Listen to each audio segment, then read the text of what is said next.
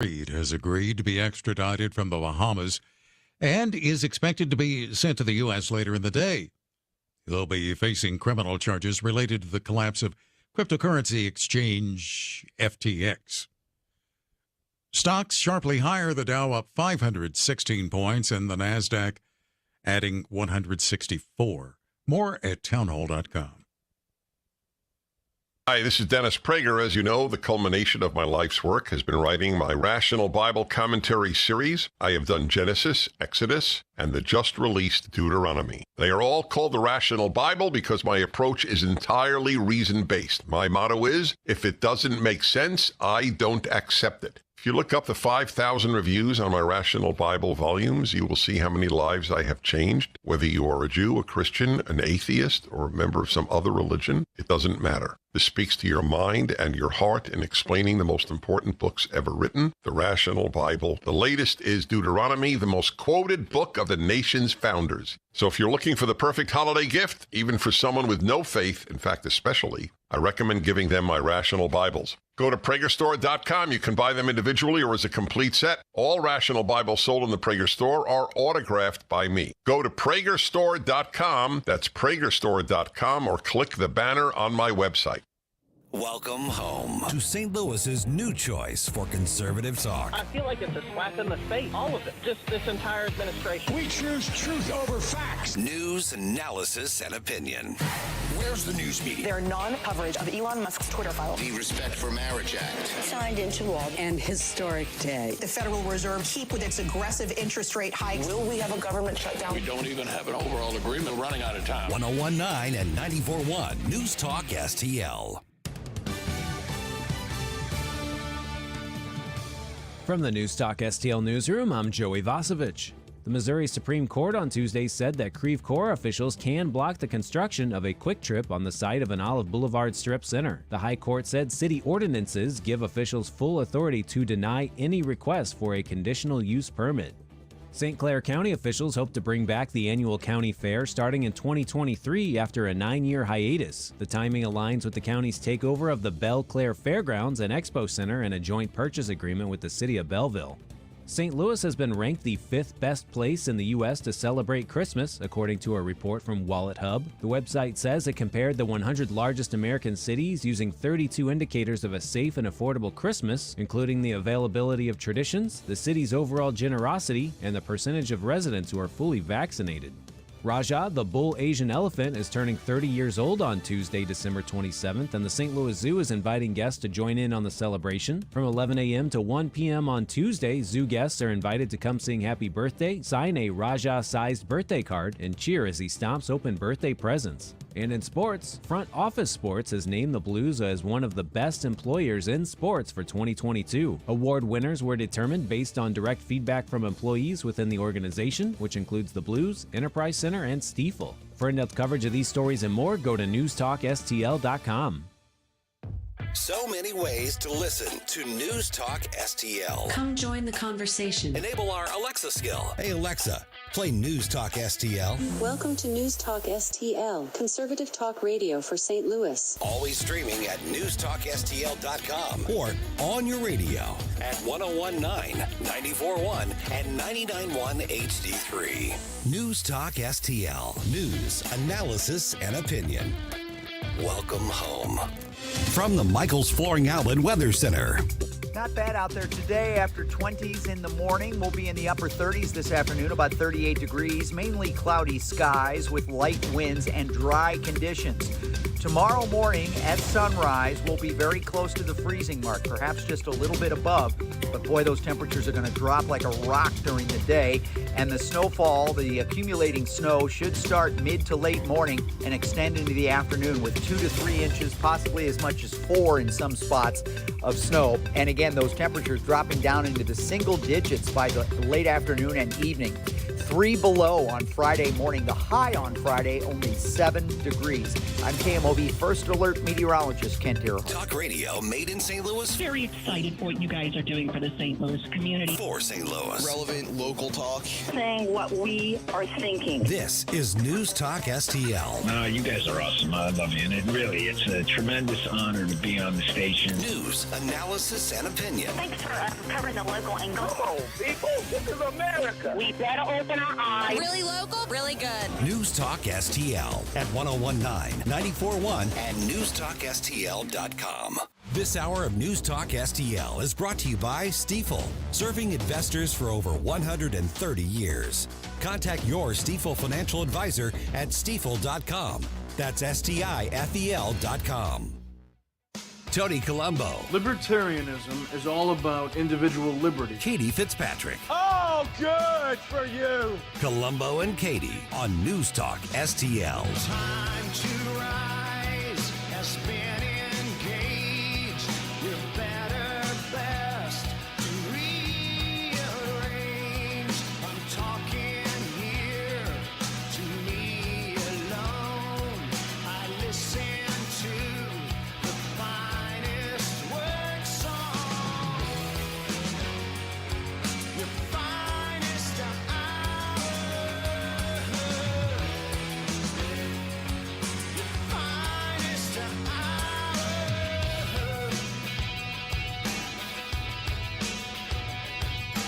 Hello and welcome to Wednesday afternoon on Colombo and Katie on 101.9 and 94.1 News Talk STL.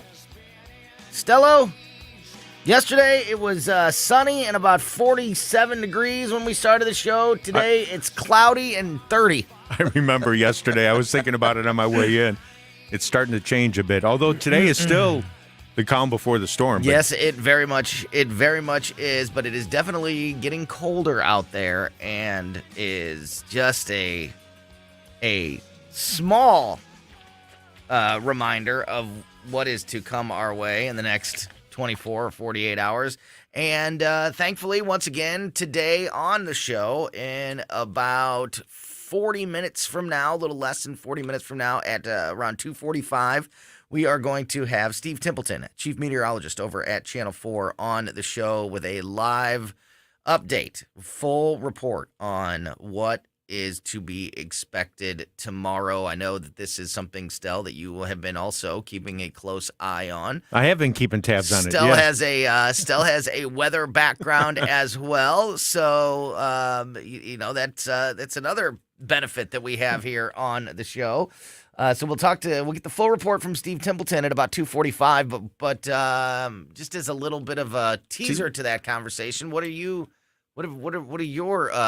experienced eyes telling you about this? Well, folks can go to my Facebook page if they'd like to check out a little bit of the commentary that I have. How do they find that Facebook page? I think if you just look up Stell, S-T-E-L, it'll probably go to it, because I don't know if there's any other Stell folks that are on Facebook worldwide.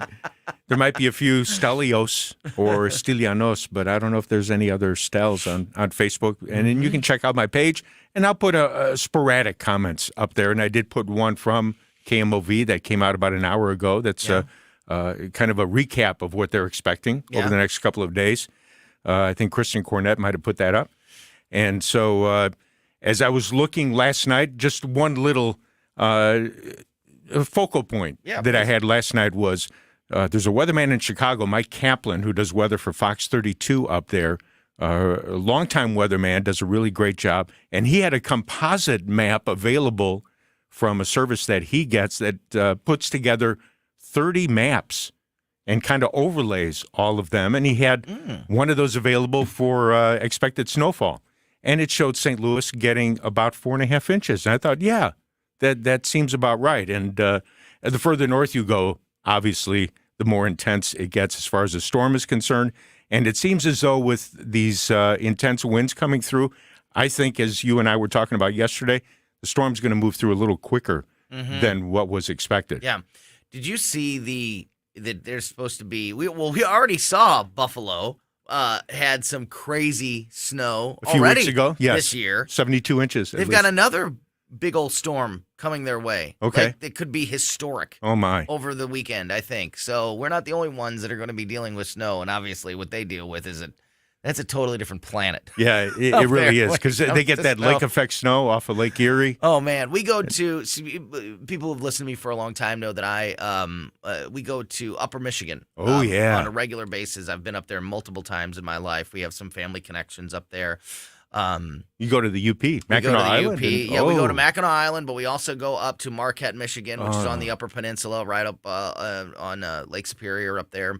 And when you go up there, I've only been there in the summertime. I've never been there any other time but summertime, and it's beautiful. Like a hot day is maybe 85, and it's just green and beautiful, and the lakes are always cold. They never do warm up, so even in the summertime, those Great Lakes are pretty cold. But people still swim in them and things like that. But everywhere you go, there are at stop signs and intersections, there are like rulers, that show the depth. For depth, yeah. Yeah, for snow. Oh, It's my like goodness. on almost every stop sign. So you're driving around and you're looking at these things and you're like, why are all these things attached to these all these stop signs and all these intersections? And then you realize, folks measuring their kids? Oh, it's for snow. Oh my! Because they can go in, because they don't do snow by the inches like we do. They do snow by the feet, by the foot. So you realize when you get up in that part of the country, up in the northern part of the country, like the Upper Peninsula of Michigan, Buffalo, and places like that, the snow is just a totally different animal. And you mentioned the UP. I saw on the maps last night, they're going to get socked really good with this storm. And when you see certain colors like hot pink on some of those maps, you know that those areas are really going to get hit pretty hard. And the UP was one of them. Yeah, So- and then you have like cities like Atlanta, where if they get an inch of snow, the city's closed for a week. Yeah. Because they don't know what to do about it. And they don't have the equipment to deal with That's true. anything like that. That's true. So we'll get the full report from Steve Templeton, chief meteorologist over at Channel 4, in just over a half an hour from now. 35 minutes from now or so, we will get the full report about what to expect tomorrow. And hopefully, as you just mentioned, hopefully this is going to be isolated to a Thursday event. That was the latest reports that I saw. I don't want to get ahead of Steve here, but as we talked to him on the show yesterday, and then some of the reports that I've seen out today, it seems like there's, originally they were talking about this possibly being a Thursday and Friday situation. It's looking more like this is all going to get done in one shot on Thursday, which is better, I think. And even for Thursday, for tomorrow, originally, it had been shrunk down to about noon to 7. Now I'm seeing 11 to 6. Or a stretch in there. So it's even coming in a little earlier. Getting out of here a little bit earlier. But that bitterly cold segment of the storm is going to come through, definitely. Yeah. Cool. Well, we'll talk to Steve Templeton at about 2:45. Also today, it is Wednesday, but our buddy Mark Close from KC is not available, so we are going to upgrade, and instead of doing Close's cabinet today, we are going to do Cook's cabinet. Our good buddy Paul Cook will join us in a little bit after 3 o'clock in the 3 o'clock hour today. About 3:05, he'll be joining us for some fun. In fact, I think, we always do Friday fun time at the end of the week. I think starting today, with it being the holidays, and there's still plenty of news to talk about, and we will do all of that, of course, but I think we're going to lighten it up a little bit towards the end of the show every day this week. Kind of like a little Friday fun time. Okay. Starting on Wednesday, and do it Wednesday, Thursday, and Friday. So we'll have a little bit of fun on the show this week, and we will do that with Paul Cook a little bit after 3 o'clock. And in just a few minutes, about 10 minutes from now, we will talk to our friend Virginia Kruta from the Daily Wire as we talk about some of the big headlines of the day. Starting out with this gem that may grab your attention and make you shake your head a little bit. The Biden administration has been funding foreign reporters to write climate stories. Paying reporters to write stories about climate change. That's the kind of federal bizarre. Government. Wow. The Biden administration funded a foreign, quote, reporting tour last year, sponsoring several overseas journalists to cover climate change, internal State Department emails have showed. In March 2021, high-ranking State Department officials discussed a proposal to sponsor, aka pay, foreign journalists to, quote, have experiences that educate them on reporting on climate change, according to the emails obtained by Protect the Public's Trust, an organization. In the email exchange, officials from Special Presidential Envoy for Climate, John Kerry's office, and the Office of Global Change praised the program as fantastic and a great idea. Quote, Jean Fauchetti at the FPC mentioned this to me about a week ago. A State Department official whose name was redacted from this report wrote in an email on March 23rd. Goes on to say, quote, sounds like a great reporting tour idea. Basically, the FPC will sponsor, aka pay, multiple foreign reporters to have experiences that educate them on reporting climate change.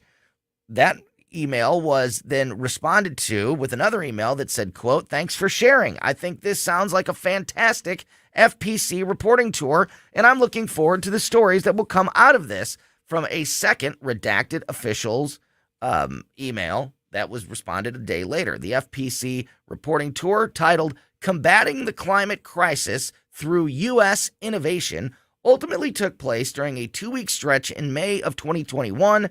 The event was designed to promote the administration's goal of prioritizing the fight against climate change through global efforts to reduce emissions, according to the State Department.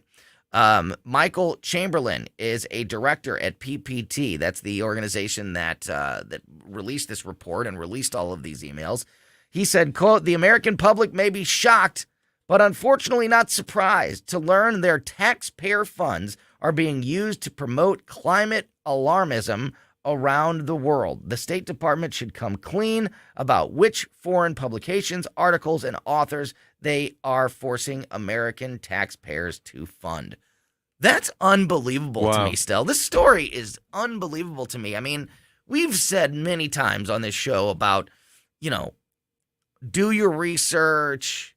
Unfortunately, you've got to run even news stories through filters like, what side of the political aisle is whatever website or, reporter that you're reading from, if they have a long history of being partisan or one-sided or whatever. You got to consider the source. Yeah, you've got to consider the source. So we're used to that.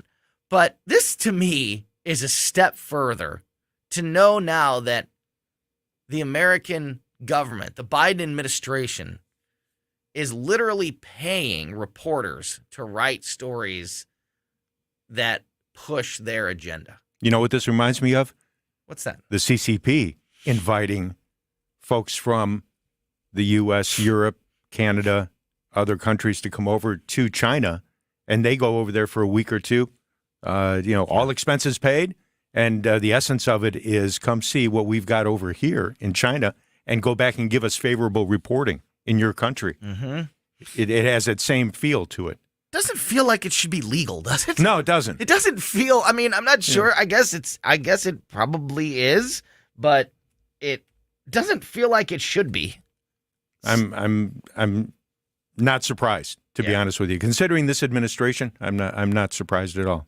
So I'm gonna have to check and see if there's an update on this story, because this is a developing story right now as we speak. Kevin McCarthy has broken with Mitch McConnell and Senate Republicans and is opposing the $1.7 trillion omnibus budget bill that we talked about yesterday. How about that? We talked about how Republicans in the Senate were on board because certain red lines had been met.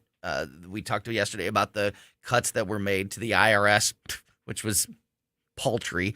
It wasn't this big spike the ball touchdown victory for Republicans to begin with, which we sort of discussed on yesterday's show.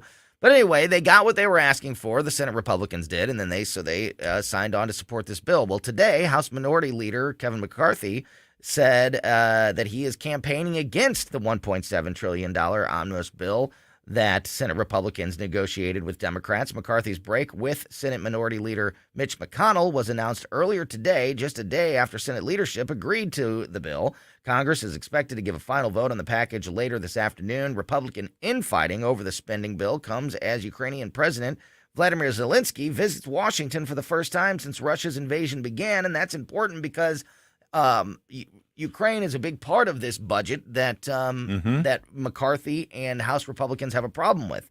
The $1.7 trillion package also includes $45 billion in military funding for the war-torn country of Ukraine, while McCarthy has called for more scrutiny on funding to Ukraine and an end to, quote, blank checks. McConnell says he's all in for continuing to fund Ukraine's defense. McConnell said, quote, providing assistance to Ukraine's defeat. I'm sorry. He's not pushing for Ukraine's defeat. Let's do this again. McConnell's quote said, quote, providing assistance for Ukrainians to defeat the Russians is the number one priority for the United States right now, according to most Republicans. That's an interesting quote. So that's why he's okay with this bill. But now, again, with this vote supposed to be happening later today or this afternoon at some point, I'm going to keep an eye on this story as we go through the show here and see if there's any developments on this.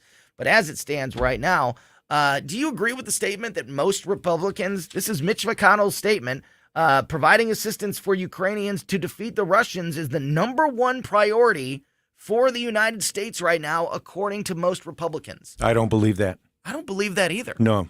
I think that Republicans are on both sides of this issue. I think there are some that would like that want to fund Ukraine as much as possible or as much as needed to defeat Vladimir Putin and the Russians. I think that there is a section of Republicans that want that to stop, full stop, period, end of story. Yep. And I think that there are Republicans that are sort of in the middle that are like, look, we should be supporting Ukraine, but we should also be doing it transparently and frugally. We're not just throwing, billions of dollars every couple of months as much as we can. Let's be smart about how we're funding these. I don't think that the statement that most Republicans think that this is the number one and even the people that are for it, I don't even think it's the top priority. I think it's probably 3, 4, or 5 on the list. Yes, I would think the border situation, some others are more critical. Let me bring up a couple different things here. One is for the ones who have been for it, I'm wondering how much pushback they're getting from their constituents, because I'm hearing a lot over the last couple of days about call your representatives in D.C., call your Congress people, and folks giving out phone numbers and tell them if you don't want this thing passed, you want it pushed off. And I know the critical side is trying to get it to be moved to the side so they can deal with it after January 3rd, after the changeover on January 3rd. Okay, that's fine. Let's do that. And the other part that really bothers me that I go back to, and it's just because of my background, I guess, that plane crash in July in Greece where there were 11 tons of military equipment from Ukraine going to Bangladesh. What was going on there? Yeah. And why was that story suppressed? We heard very little about it here. That was a major plane crash. Answers. Yeah, nothing. Still no answer. Yep, and that was in northern Greece. 11 tons of military equipment. Obviously, they're selling it to other countries. Whoa, wait a minute here. Yeah. That stuff's coming from us and it's going elsewhere. Right. There's stuff going on here that really makes me question our support. Which is, I think, what to the point of that even many Republicans that support the war effort and support helping Ukraine want some more transparency and want questions like that answered and want the United States to be diligent about how that money's being used, how our equipment is being used, to make sure that it is being used properly and it's being used in the fight against Vladimir Putin and not for other things that the Ukrainians have decided, they would rather do with the other thing that really bothers me, it's a 4,100-page omnibus bill, and they were given, a day and a half to read it? I don't think so. To read it and vote on it, that's not right either. Can you imagine junk that's in there. Exactly. When there's a bill that's that long. Earmarks are back in there. And what do we hear from the Democratic side? Oh, the appropriations committees and all these folks have been working on it for months. I don't care. Yeah. The representatives have no time to go over it because you say, oh, we got to vote on it in 1 or 2 days, and it's 4,100 pages at if least. You remember, you don't get to know what's in a bill until after you pass it. You're right. That's right. That's what Pelosi we learned said. that from Pelosi years ago. So, that's how that works. You signed it, and then you find out. Speaking of Nancy Pelosi, she had a little bit of a blow up earlier today, and our friend Virginia Kruta from the Daily Wire has written an article about that incident. So I want to talk to Virginia about that and many other stories of the day. So we will do that in just a moment. Virginia Kruta from the Daily Wire will be joining us here on Colombo and Katie on 101.9 and 94.1 News Talk STL.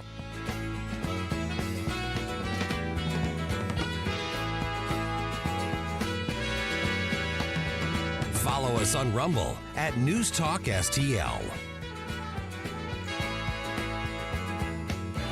The latest news. To repeal Title 42. Our immigration system is wholly broken. Make our communities safe. Democrats can no longer ignore it. Get inflation back to normal level. The news you need to know. The hard recession that people are worried about. More in taxes. Hunter Biden investigation. The Respect for Marriage Act. Signed into law. The Federal Reserve keep with its aggressive interest rate hikes. And the place to talk about it. So we all know and understand what happens next. 101.9 and 94.1 News Talk STL.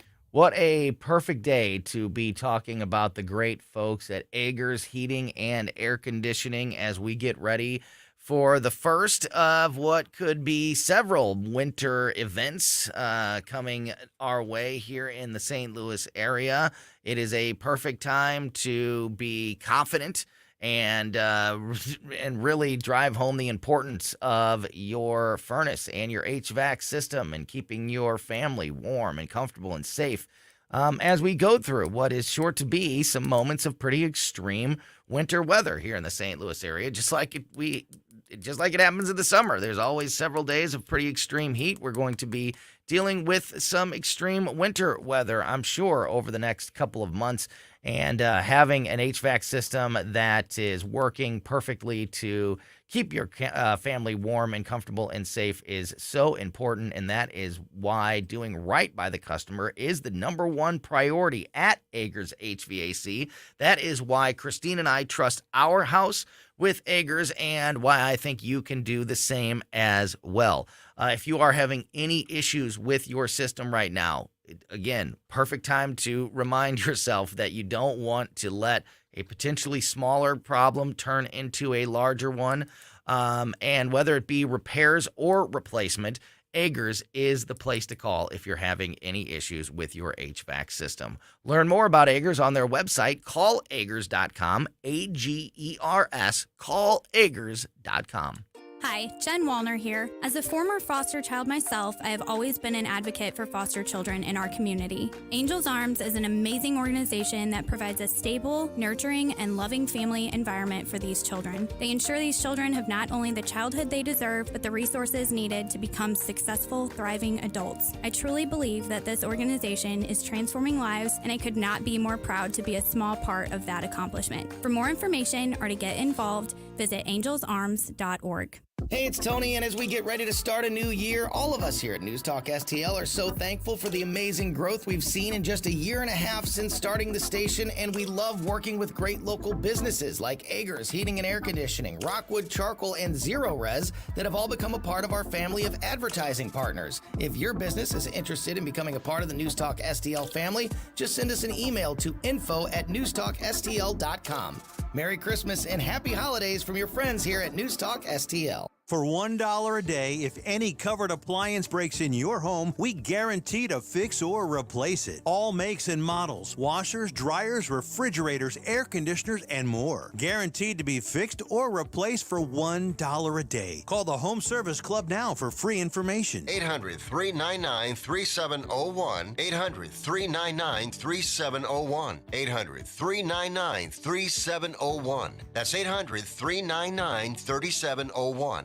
Tim Jones and Chris Arps in the afternoon. On Wednesday's show, Horace Cooper joins us at 3:40. Harmeet Dillon talks about her candidacy for RNC chairwoman at 4:07, and it's Mike Ferguson at 4:25. Tim Jones and Chris Arps. Weekdays at 3:30 on News Talk STL. Have yourself a merry little Christmas. Let your heart be light. You're listening to Colombo and Katie. From now on, our troubles will be out of sight. Oh, man, that sounds good. Let's just listen to this. This sounds good. I can't believe Christmas is this weekend. It is wild that we're like days away from Christmas. You're listening to Colombo and Katie on 101.9 and 94.1 News Talk STL. Speaking of great Christmas music and just great Christmas family programming, we are going to be bringing you our News Talk STL family Christmas programming on Christmas Eve from 6 p.m. till midnight, and then again on Christmas morning from 6 a.m. till noon. Just great Christmas music, great Christmas memories and stories by a bunch of us here on the News Talk STL staff, and just a perfect thing to put on if you are unwrapping presents or having family over on Christmas Eve and again on Christmas morning. So again, that's Christmas Eve from 6 p.m. to midnight, and then Christmas morning, 6 a.m. to noon. Tune in to News Talk STL for some fun family Christmas stuff. That's not Christmas music. I don't know what that is. You are listening to Colombo and Katie on 101.9 and 94.1 News Talk STL.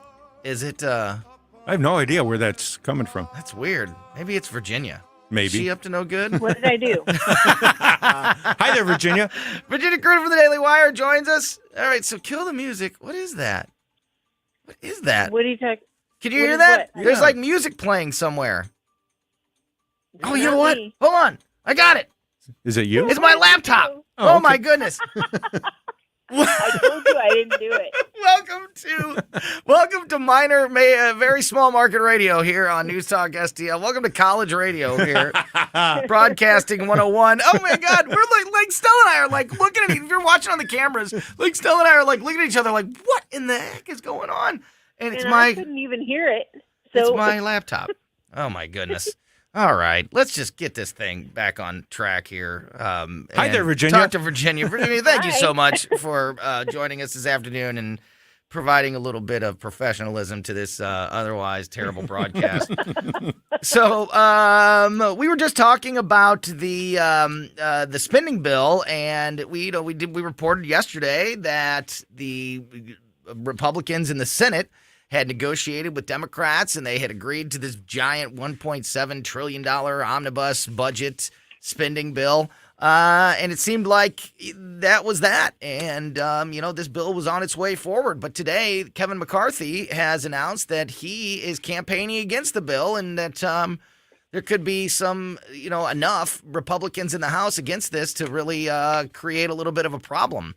We're waiting. We're keeping an eye on this because the vote on this bill is supposed to happen sometime this afternoon. So we don't know how this is all going to shake out just yet. But do you have any thoughts on this sudden drama happening surrounding this bill in the Capitol? Well, I think Kevin McCarthy, here's the thing. Kevin McCarthy is trying to thread a needle. He wants to be Speaker. And the people who are fighting against him, who are most likely to raise a big stink against him being Speaker, are the ones who really, really, really don't want this spending bill. The rest of them are going to fall in line, but he's trying to get the guys who might vote against him. And so that's what he's doing here. Now, as far as the spending bill, I mean, it's ridiculous. It's $1.7 trillion. It's 4,155 pages long, and it was released last night, or like Tuesday night, or early Tuesday morning. Now, you tell me, how many aides do you have to hire? That's what Stella was just saying. How could it possibly be read? 155 pages of legal speak between like 1 a.m. Tuesday and a possible vote before Friday. Rand Paul he had the whole thing printed out on a cart, and the thing is like a foot and a half tall. Virginia, I hate to have to correct you like I corrected Stell just about 5 minutes ago, but we all know that you have to pass a bill before you find out what's in it. We learned that from Nancy Pelosi just a few years ago. That's what Aunt Nancy said. Don't you remember? No. Speaking of Nancy Pelosi, she had a bit of a little bit of a meltdown earlier, and I know that you wrote an article about this at thedailywire.com. So can you fill us in on Nancy's latest little spat with a reporter? She was somebody dared to ask her whether or not she was going to finish her term, because now that she's not speaker, right. She doesn't have a leadership position. She's not going to be the minority leader. That's going to be Hakeem Jeffries from New York. And the reporter asked her if she was going to finish her term, and she's like, "That's a dumb question. Like, I'm not going to answer that. You're wasting my time." I'm like, "No, it's not a dumb question. No, it's not. It's a very logical question, a very legitimate question. You've made a lot of money in your time in the House. You are used to having a lot of power, and all of a sudden it's going to be gone. You can go home and enjoy your money, or you can sit in the House and pretend that you still have influence." Realistically, which would you do? Mm-hmm. Because, let's not labor under the delusion that Nancy Pelosi is serving because she actually wants to serve the people of San Francisco. Because if she was, she would have retired decades ago. Because have you seen San Francisco? Right. They keep reelecting her, though, somehow, which is an ultimate mystery of the world. Now, Tony, I know that you were talking about the omnibus earlier. Mm-hmm. Did you see all of the stuff that they stuck in it? No, but as you why said, with all those pages, pages, there's got to be. I bet your mind would be blown if everybody knew exactly what was in there. There's so many pages. It's a return of earmarks. There has to be. There has to be so much pork and earmarks and just junk in there that. So yeah, I have no idea how much is in there. Right? Yeah, it's correct. It's supposed to just correct. keep the government running. Correct. Right? That's what it's supposed to do. Do the things that it's supposed to do. Right? Mm-hmm. Well, apparently, to do that, they need to send $2 million to Baltimore for a new museum tentatively named Great Blacks in Wax, which is an African American wax museum. Which is fine, but that's a terrible name. yes, it is. And not something that the government should be funding. Go ahead. $750,000 for LGBT and gender non-conforming housing in New York State Capitol. $3.6 million for the Michelle Obama Trail in Georgia. It goes on. $1 million for Zora's House in Ohio, which is a co-working and community space for women and gender expansive people of color. I mean, how do they come up with these titles? $477,000 for the Equity Institute in Rhode Island, which is going to indoctrinate teachers with anti-racism virtual labs. Oh boy! And there, and the list goes on and on. Exactly. Like, can we just fund the stuff that you're supposed to be funding?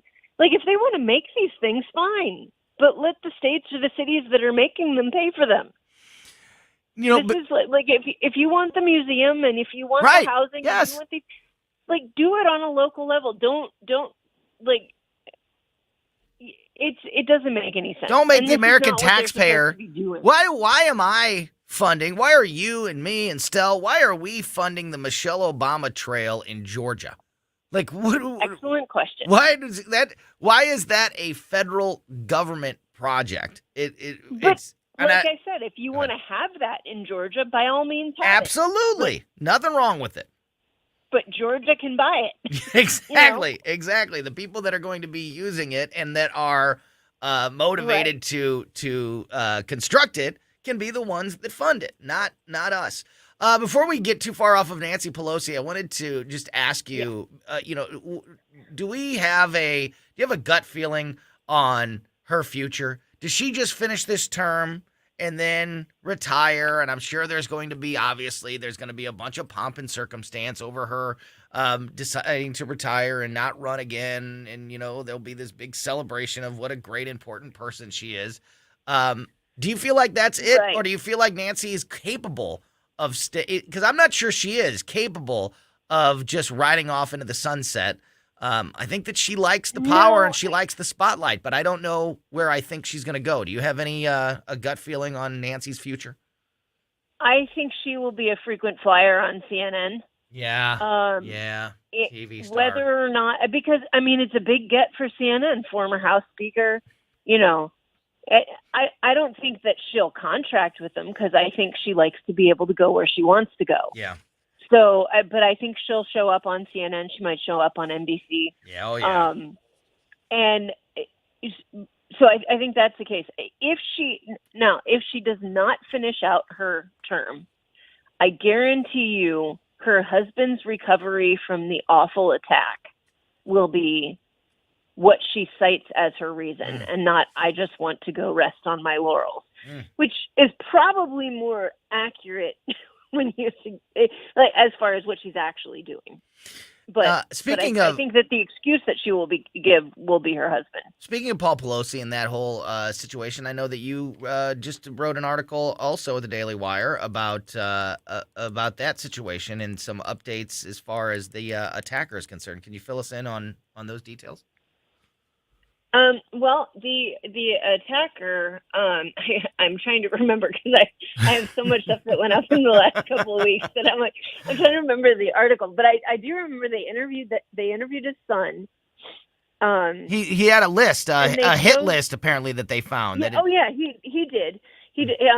When they played some of the interviews that he did with law enforcement and in the courtroom, and they also played some of the body cam footage.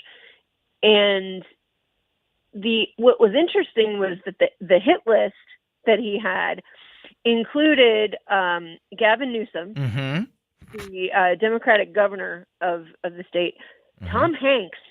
Yeah, weird. I didn't really get an explanation for that. I'm not sure why. But he said that there was too much corruption and too many lies coming out of D.C., and that Nancy Pelosi was the tip of the spear, basically. And that's why he went to her first. Yeah, Gavin Newsom, Tom Hanks, and Hunter Biden on the list. Gavin Newsom and Hunter Biden are political figures. I get it. Tom Hanks, what did Tom do? How did he end up? I don't know. I don't know what. That story just keeps getting stranger and stranger, and like this, just the perfect example that this apparent hit list gets released, and it's got Gavin Newsom, Hunter Biden, and Tom Hanks on it. Again, just more questions than answers every time we are discussing that whole situation with Paul Pelosi, and something we'll obviously continue to keep an eye on. Virginia, I wanted to, I don't mean to rush, but there's one other story I wanted to get your thoughts on before we run out of time. We are going to talk to Steve Templeton, chief meteorologist over at Channel 4, get the latest update on this storm coming our way here in just a few minutes. But before we're done with Virginia Kruta from the Daily Wire, I thought this story was interesting. Lifelong Democrats in Florida are rejecting their party's woke policies and supporting Governor Ron DeSantis, according to a brand new report out from the organization called The Free Press.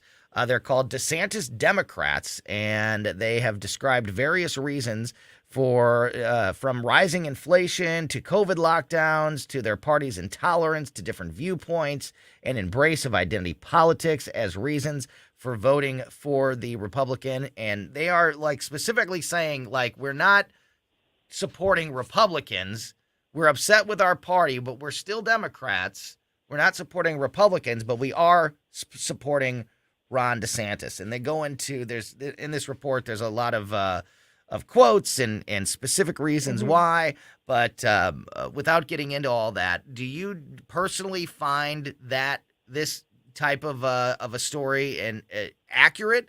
Like there are these DeSantis Democrats in Florida, and if so, do you think that is something that would be happening outside of Florida? Because if it is, then that could be a big deal going into the presidential election if Ron DeSantis does indeed run. If these DeSantis Democrats are indeed a real thing, that could be, that could sway an election in a heartbeat, I think. I'm sorry, what was the question? I'm just kidding. Do you believe do you believe that this story is accurate and that this influence of DeSantis Democrats is a real thing across the country? No, Tony, I was kidding. It just took you so long to get the question out. I had to explain the story, Virginia. I had to explain what a DeSantis Democrat was. Jeff Allen yells at me enough for my long questions. I don't need it from you, too. I'm kidding. One, I think that absolutely they exist. I can't say to what degree they exist. And it's not just DeSantis. If you look at the people in Georgia, for example, and you can tell that they exist in Florida because the margin that voted for DeSantis suggests that some Democrats crossed party lines and voted for him. There were Democrats who voted for Brian Kemp in Georgia for the same reasons, because he did a good job with the lockdown, or they didn't buy what Stacey Abrams was selling, or it would take your pick. There were many, many reasons. What I think is interesting is that this is a story, because people used to do this all the time. I mean, there were Reagan Democrats and there were Kennedy Republicans, and it wasn't really a thing because you voted for the person that you felt best represented you, instead of this tribal, well, he's a Democrat, I can't vote for him. Well, what if he's doing something that's good for you?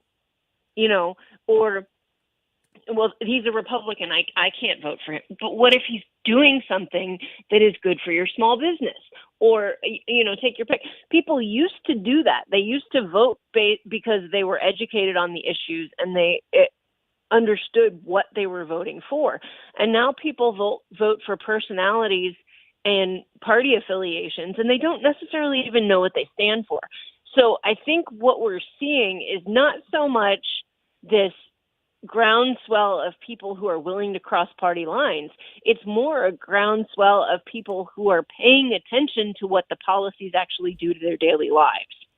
And so you see people following somebody like Ron DeSantis because he's willing to fight back when the school is pushing an agenda that you don't agree with. Yeah, absolutely. And I think it might have I think it may be even a bigger deal nowadays than like you're talking about, like Reagan Democrats and things like that, because it's so razor thin in so many areas. Our elections are that, I think that just the idea of switching the votes of just a few people are a big deal and can have massive impact. Steve Templeton is calling us right now, so we are going to get to that update from him. Virginia Cruda from the Daily Wire, thank you so much for your time today. I will work on my questions and be better next time, I promise. Have a Merry Christmas, my friend. We'll talk to you soon. See ya. Check out Virginia's articles at thedailywire.com and, of course, on our website, newstalkstl.com. Steve Templeton, chief meteorologist over at Channel 4, is going to join us and give us a full update on the winter weather heading our way. So keep it right here on Colombo and Katie on 101.9 and 94.1 News Talk STL. Like us on Facebook at News Talk STL. Something wrong inside. Subscribe and watch your favorite News Talk STL shows. Mike Ferguson in the Morning, The Vic Porcelli Show, Colombo and Katie, Jones and Arps. Webcam streaming on Facebook, Twitter, Rumble. Subscribe and watch News Talk STL. Michael's Flooring Outlet is a locally owned and operated family business for more than 28 years, featuring exclusive products, unbeatable prices, and expert installation. You can choose from a wide variety of flooring options, including carpet, hardwood, laminate, ceramic tile, luxury vinyl, natural stone, plus many other options. And you'll gain a peace of mind knowing that your flooring and carpet installation will be done right the first time when you hire the experts at Michael's. You can shop in-store at one of their 3 convenient locations or shop from home online. Check out everything Michael's Flooring has to offer at igotfloored.com. I'm Dr. TJ, owner of the Institute of Natural Health, co-owner of Optimal Nutraceuticals, and the host of Wellness 101. Wellness 101 is designed to cut through the nonsense and provide you common sense, science-based information regarding health and wellness. On the show, we discuss topics like thyroid health, gut health, hormone optimization, and many others. Our show airs Saturdays at 10 a.m. and 2 p.m. and Sundays at 11 a.m. and 3 p.m. right here on News Talk STL. For more information, visit us at inhstl.com. That's inhstl.com. The Range St. Louis West is all about safety. That's why training is a critical part of what we do. No one wants to be in a situation where seconds count, but help is minutes away. But if that day comes, are you ready? No matter what your firearm experience level is, we have courses and instructors that can help. The Range St. Louis West is the area's premier training facility, shooting range, and all things firearms retail facility. Check us out online at therangestl.com or stop by and visit with our professional staff. The Range St. Louis West. Are you ready?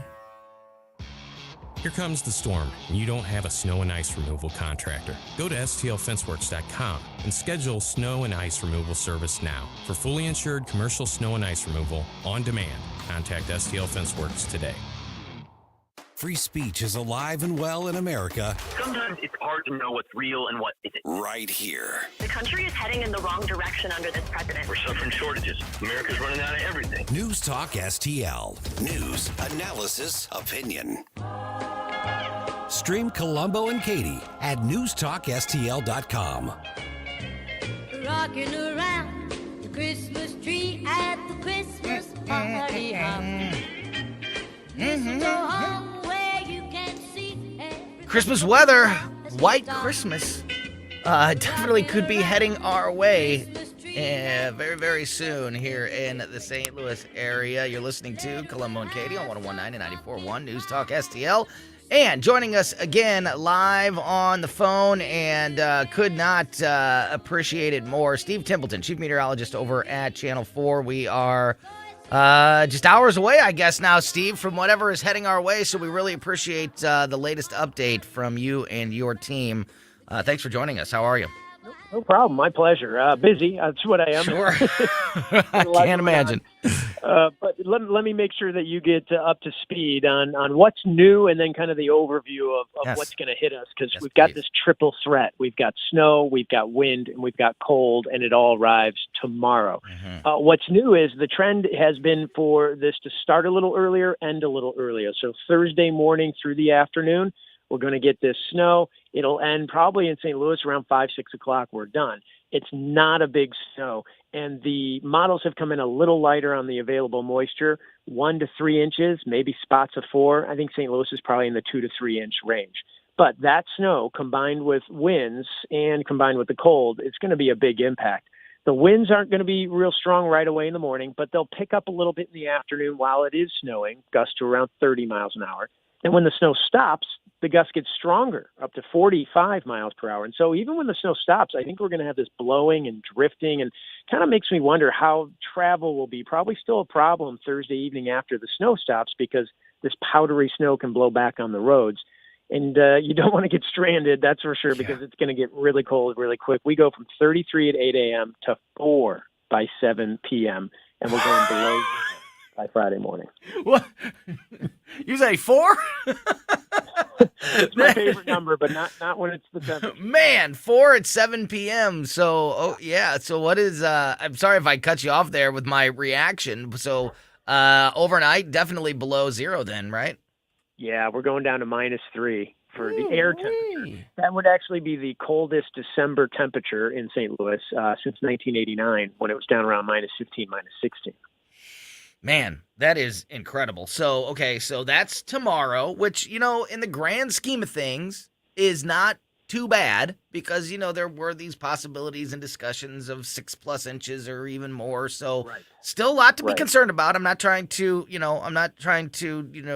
lessen the impact of this, but 2 to 3 inches, maybe 4 inches. Much better than 8. Yeah, it's better than, it's much better than 6 to 8 inches for sure. But with these wind gusts and the low temperatures, definitely still a lot to, account for. So after tomorrow, how long does the cold temperatures last throughout the weekend, or at least if we don't want to get too far ahead of the game here, at least into Friday and Saturday, as far as these temperatures are concerned? Are they going to stay in these single digits extreme cold?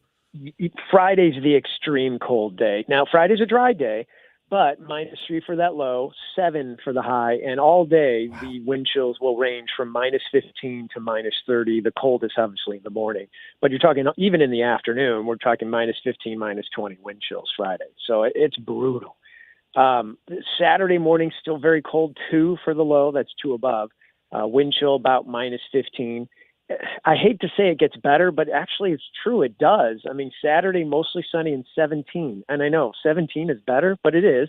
And then on Sunday, Christmas Day, mostly sunny and 26. It's better, right? So we kind of pull out of the worst of it Saturday afternoon and into Sunday.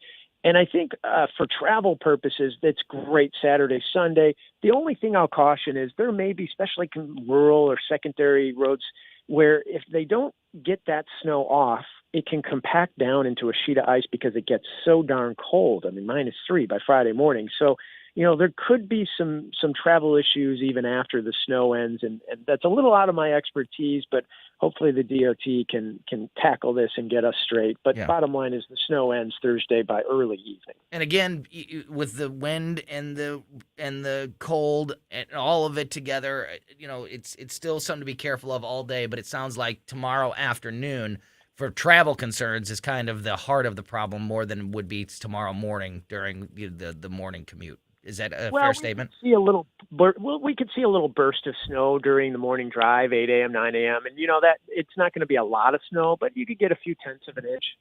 Yeah, gotcha. You could get a few tenths of an inch. I think the bulk of that accumulation, that 2 to 3 inches, is coming down 11 a.m. to 5 p.m. in St. Louis. Steve Templeton from Channel 4, really appreciate your time this afternoon, keeping us up to speed on everything that is happening, and just really appreciate everything you and your team do for us and our listeners to keep us aware of what's going on out there and keep everybody safe. Thanks, Steve, so much. Thanks for getting the word out. Appreciate it, Tony. You bet. Have try to get a little bit of sleep in the next 24 hours if you can, my friend. Thank you so much. Will do. Take care, buddy. Great stuff there from Steve Templeton. Really, really appreciate that. All right, it is Wednesday. We're not going to open up Close's cabinet because our buddy Mark Close is not available today, so we're going to open up Cook's cabinet. Talk to Paul Cook on Colombo and Katie on 101.9 and 94.1 News Talk STL. Since 2007, the state of Missouri and local governments have handed out almost $5 billion in tax subsidies or abatements to private developers. That money could have gone to basic services like schools and public safety. And studies show these subsidies don't produce the promised jobs and growth. If developers want to build a sports stadium or shopping mall, why should they be given our tax dollars to do it? It's time to reform economic development subsidies.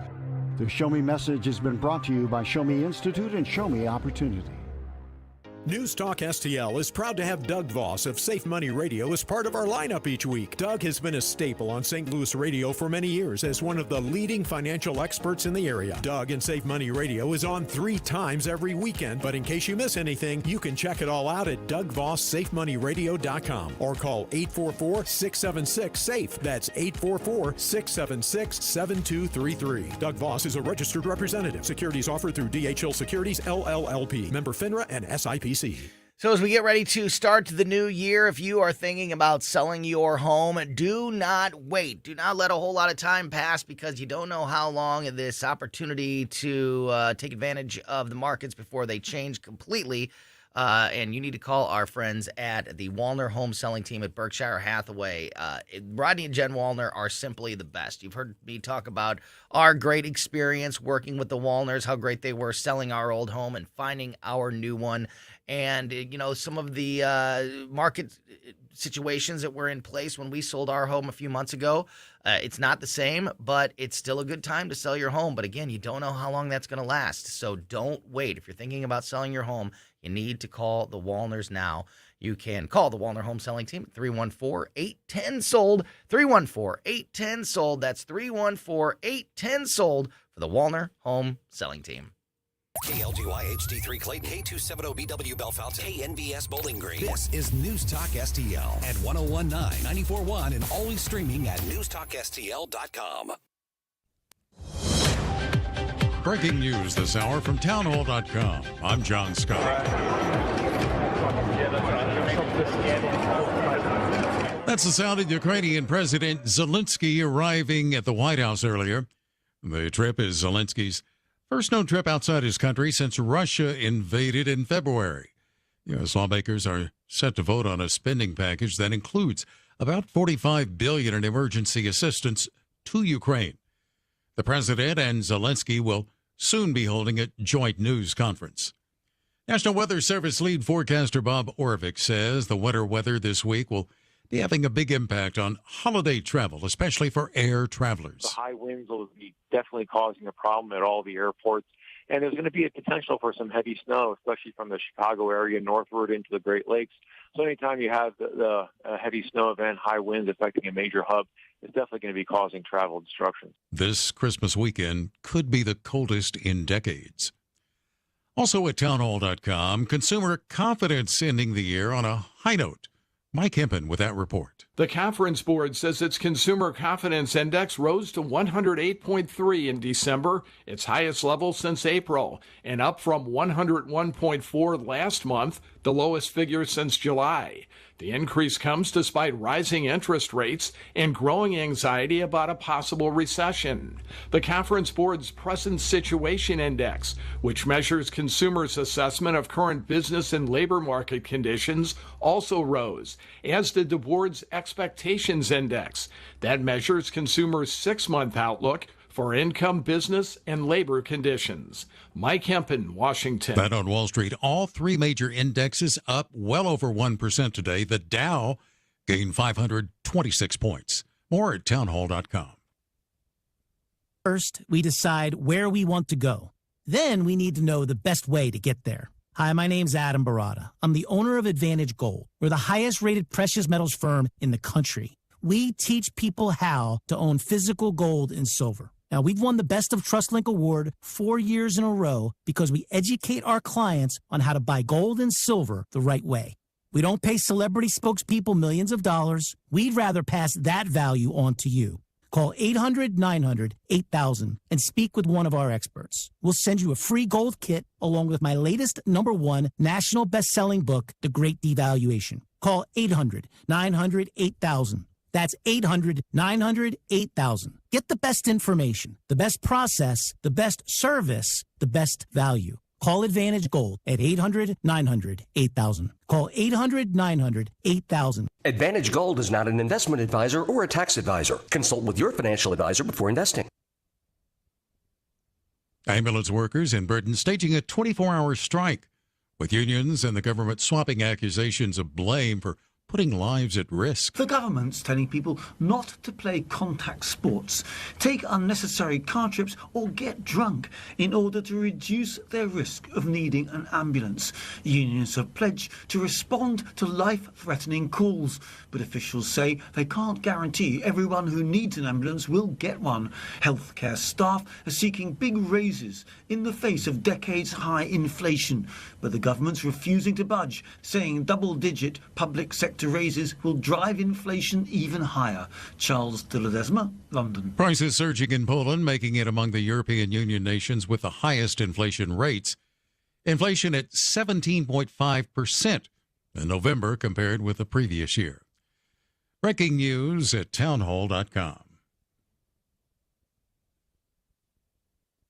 Pittsburgh morning running back Franco Harris, who helped the Steelers win 4 Super Bowls in the 70s. A tough day for Pittsburgh Steelers. Hall of Fame running back Franco Harris passed away overnight at age 72. His son, Doc, confirmed the news to the AP this morning. And no cause of death given, but really the timing sort of ironic in the sense that the team is set to celebrate the 50th anniversary of the Immaculate Reception this weekend, while also retiring his number 32. The Immaculate Reception may be the most famous play in football history, where he caught an improbable pass, reining it in for a touchdown that sort of kick-started what became the dynasty that the Pittsburgh Steelers established in the 1970s. Will Graves, Pittsburgh. Carlos Correa agreeing to a $315 million 12-year contract with the free-spending New York Mets.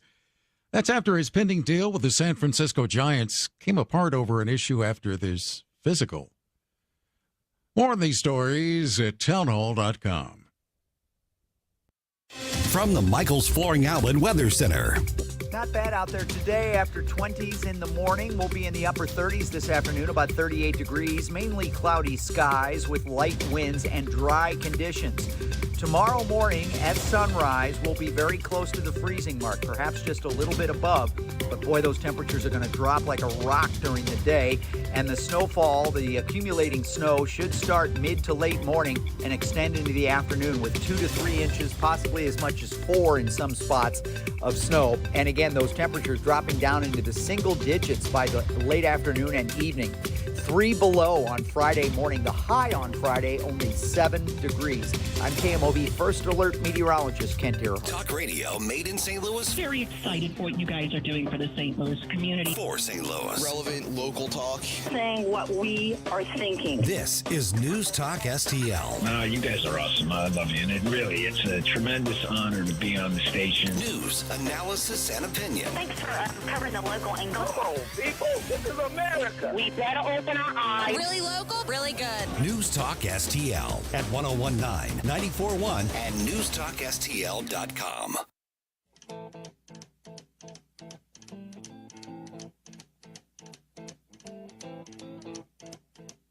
Rumors spreading round United Texas town about to shack outside the game. Follow us on Getter at News Talk STL. Just let me know if you wanna go.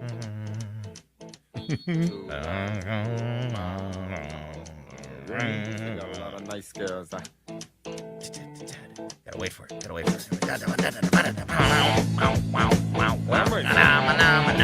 Yep, you're listening to a talk show. Welcome back to Colombo and Katie on 101.94.1 News Talk STL. I am Tony Colombo with my partner, Stel Ponticus.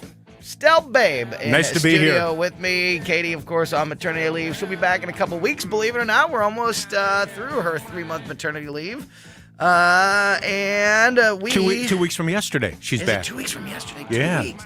Oh, my gosh. Oh, my gosh, is right. That's incredible how time just absolutely flies. And speaking of that, we have one final Christmas winner to announce as part of St. Louis's conservative Christmas. This is the second to last winner of the whole shooting match.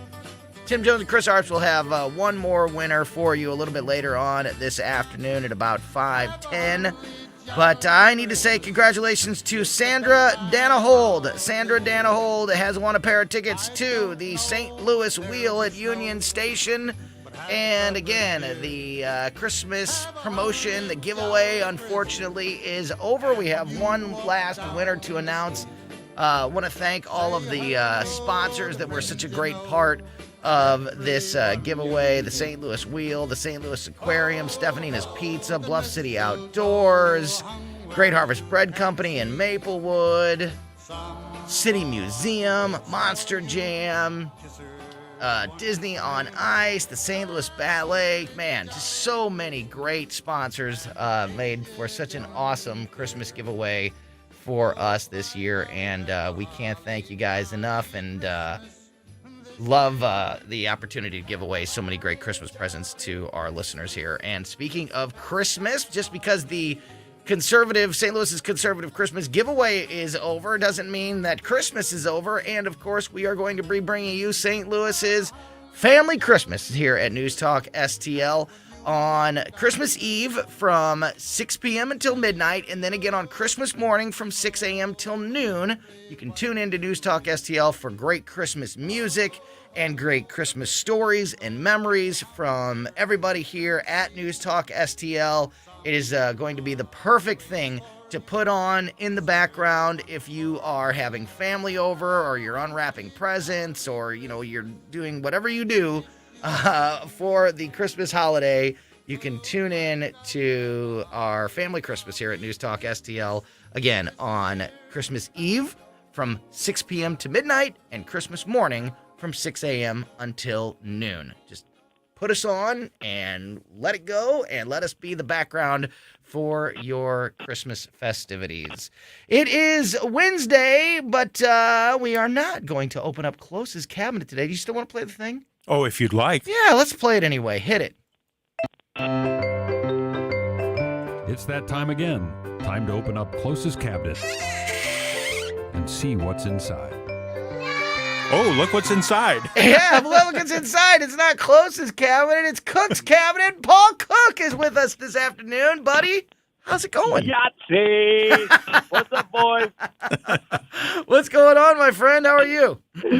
Oh, man, I am excellent. Excited about the Griswold family Christmas. That's what you should call it. Yeah, there you go. It's a Griswold family Christmas. That is exactly right.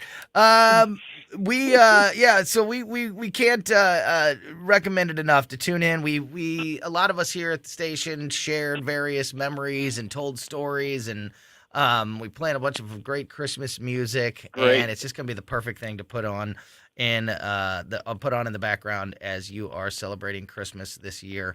Lots of things that I want to talk to you about. But speaking of this weekend and programming, I want to remind folks to check out the Paul Cook Show, Paul Cook Talks, which you can hear every weekend here on News Talk STL. And for folks that haven't had a chance to check out the show or subscribe to the podcast yet, remind people what they can expect if they tune in.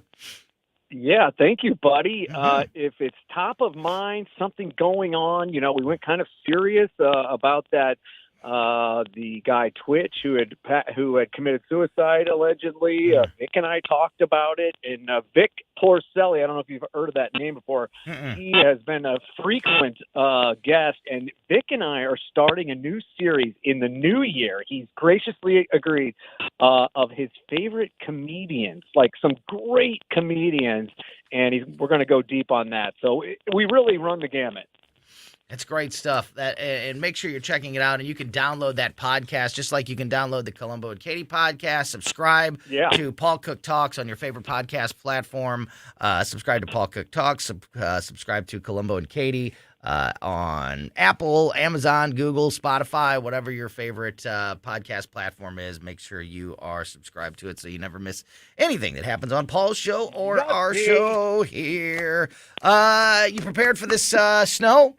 You did you buy your bread and your milk and your eggs? You all set? Yes. Yes. No. You hunkered down? I was at Walmart yesterday, and it was jammed. It was a madhouse. Oh, Christmas on top of a snowstorm? Are you kidding me? Yes. The stores have got to be absolutely jammed. You know what's weird? There was a bigger line leaving for them to look at my receipt to see I didn't steal anything. Do you know what I'm saying? Yeah, I do. It's like, what on earth? I didn't know they could do that. I almost feel offended, when it's a line to leave. I could see just checking off when you leave, but a line, right? Oh my gosh! Do they go through a lot? They go through each individual item there in the in the cart. Yes, so exactly in the bag. Just as a quick update, and you know what, Stella, maybe we should try to get reconnect with Paul. You sound okay, Paul, but there's a little bit of a scratchiness happening. And it's not your throat. Okay. Yeah, why don't you, we just got the full report from Steve Templeton about what to expect for tomorrow. I am going to I'm going to go over these details again for people that may have missed that conversation, and let's just try to quickly reconnect with Paul. All right, we'll call you back, Paul. Yeah, we'll call you right back, Paul. We just had Steve Templeton on, and speaking of the podcast, a great idea to, not miss anything that happens here on the show. You subscribe to the podcast so you never miss any of this great information. But a little bit of an update from when Steve joined us yesterday afternoon. So here's the latest from Chief Meteorologist Steve Templeton over at Channel 4. Tomorrow, we're looking at what is in the St. Louis metro area going to be 2 to 3 inches. Could really be anywhere from 1 to 4 inches, but generally 2 to 3 inches, he said, is kind of the best thing to expect. It's going to all happen sort of late morning into the early afternoon, tomorrow afternoon, on Thursday afternoon. That is one part of it, the snow, 2 to 3 inches of snow. And then, as he's been saying, there's kind of 3 legs to this thing. You've got the snow, then you've got the wind. Wind could be gusts of up to 45 miles an hour with wind chills of -30. So that's going to play a big role in this situation. And as Steve reminded us, that even after the snow is done, when you're dealing with winds at that level, it's still going to be blowing that snow all over the place. So it's going to still kind of appear to be snowing, or still obviously have some kind of impact on driving and things like that. Even though it's not technically snowing anymore, the wind is going to be blowing it all over the place. So that's something to keep in mind. And then, of course, the temperatures. He said that by tomorrow afternoon at about 7 o'clock, the temperature will be all the way down to 4 degrees, and the low will be -3 overnight. Friday high only of 7. So we're talking about some pretty extreme cold, some pretty crazy wind, and then also a few inches of snow. But most of that, at least the snow part of it, is going to be contained to the late morning and early afternoon hours of tomorrow. So that's something that everybody can be prepared for. Paul, you back with us? I'm with you, my friend. All right. I've got some fun stories here about some, Christmas-related stories here. Want to take a guess at the most expletive-filled Christmas music? Or Christmas music. That would be a totally different list. That's a unique category. Christmas movies. Christmas movies with the most bad words. Got any guesses? Bad Santa? Number 1, baby. Whoa, nice. Paul Cook knows his filthy Christmas movies. I'm just going to keep yelling Yahtzee. I'm not even sure why. Something called The Ref is number 2. I don't even know what that is. Stell? I have no clue. The Ref? I have no clue. Wow, I don't know that either. Better Watch Out is number 3. Die Hard is number 4. And Just Friends is number 5. I would have guessed National Lampoon's Christmas Vacation, but it's not even in the top 10. It's at number 12. Wow. Yeah. Trading Places is number 7. I don't usually count. Where do you fall on what is and what is not a Christmas movie or a holiday movie? You know, like there's the whole argument about Die Hard. Is Die Hard a Christmas music? All right. Why do I keep saying music? I'm a mess, Paul. Movie. Why do I keep saying music? Die Hard because is we're going to do a Griswold family Christmas music. I've got all this great Christmas music stuck in my head, and I keep saying music. Die Hard isn't a Christmas movie just because it's set during the holidays. Same thing with Trading Places, which is a movie that I absolutely love. Dan Aykroyd, Eddie Murphy, one of my favorite movies to quote, is set during the holidays. But I don't classify those as Christmas movies, but many people do. Do you? Where do you fall on that argument? Here's what I think. Great question. I totally agree with you. I only ask hard-hitting, important questions. So that's a really good one. Thank you. Because Thank you for I think noticing. Die Hard has become more of a Christmas movie because it's so famous and Christmas is happening during it. But when it came out, you never thought that's a Christmas movie. You know what I mean? I still don't think that way about Trading Places. But, yeah, but it has to have a Christmas vibe to it to be a Christmas movie. Don't you think? Even Bad Santa. Absolutely. Stella, where you fall on this? I agree with Paul. Yeah. And that I know means we you had agree with me too, Stella, okay? Yeah, and Tony.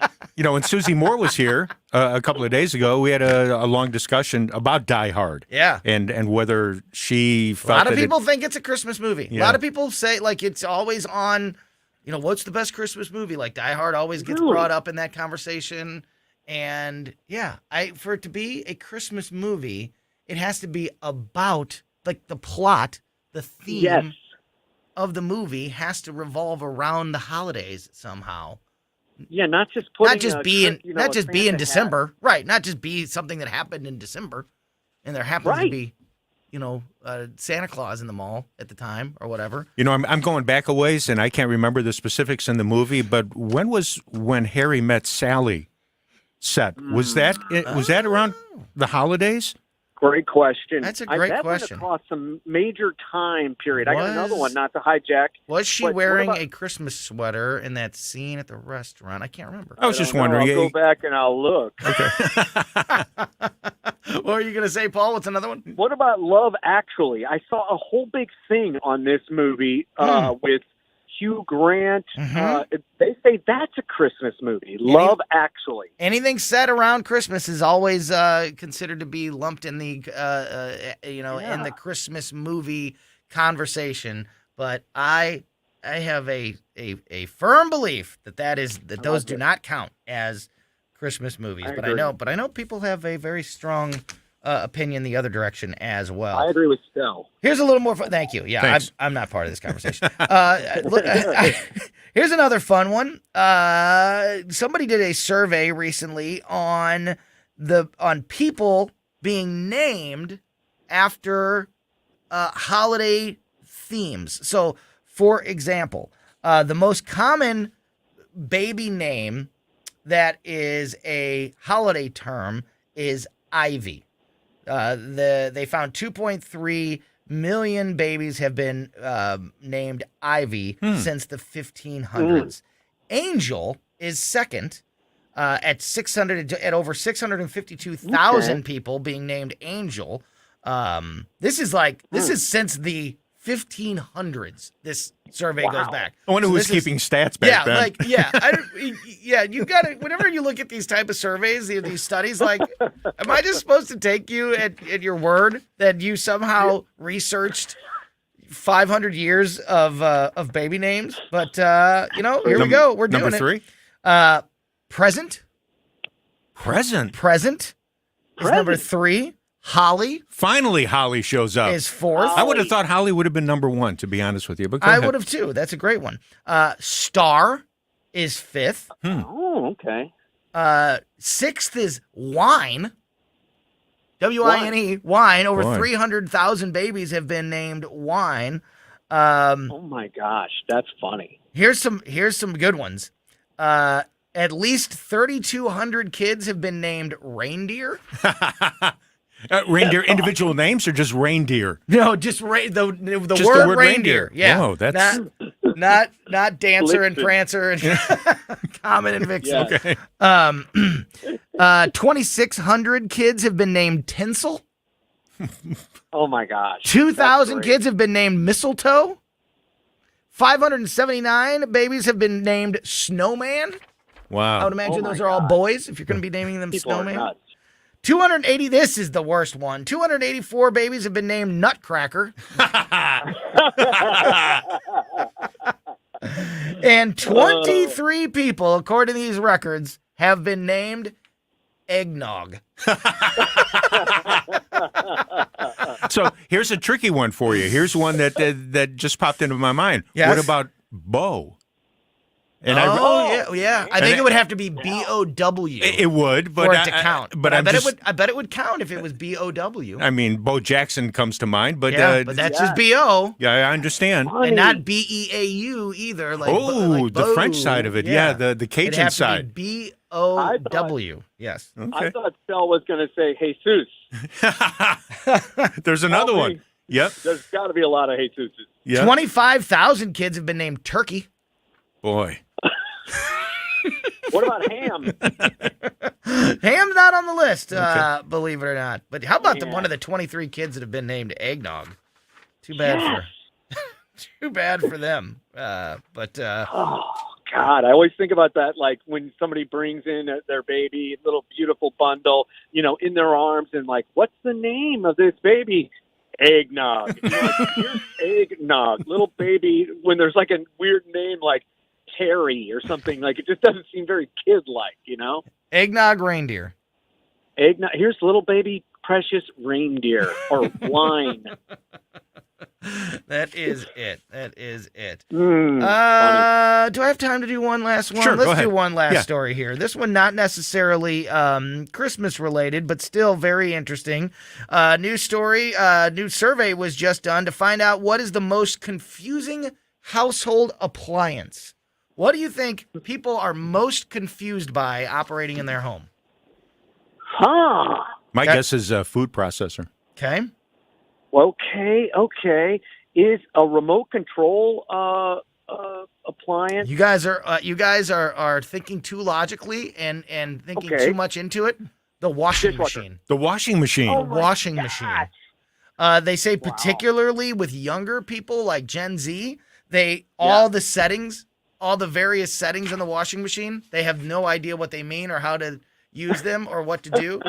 Of course. Interesting. Yeah, which, you know what? I actually came across this in my life. My 12-year-old daughter has just started over the last couple months doing her own laundry. And I was noticing that over and over again, she would dry her clothes, but they were never getting dry because she would go to the setting where, like, on the one that's like the little area that says, like, you know, like more dry, and then like the middle one says like standard dry or whatever. And then the end of it, the end of that little section says like wrinkle-free dry, which is basically just the end of that cycle. She thought that was a setting. So she was setting it to wrinkle-free dry, which means the dryer is only on for like 10 minutes. Paul's done with this. He's had it, which I don't blame him. But yeah, but I learned it myself. I saw this happen specifically myself with the confusion surrounding the washing machine. That is going to do it for... Paul was stumped by the washing machine. Yeah, hey, buddy, were you... Oh, is he back? That catch you off guard? We're out of time anyway. I'm back. I'm so sorry. I got to get a new cell phone. That's the time I need.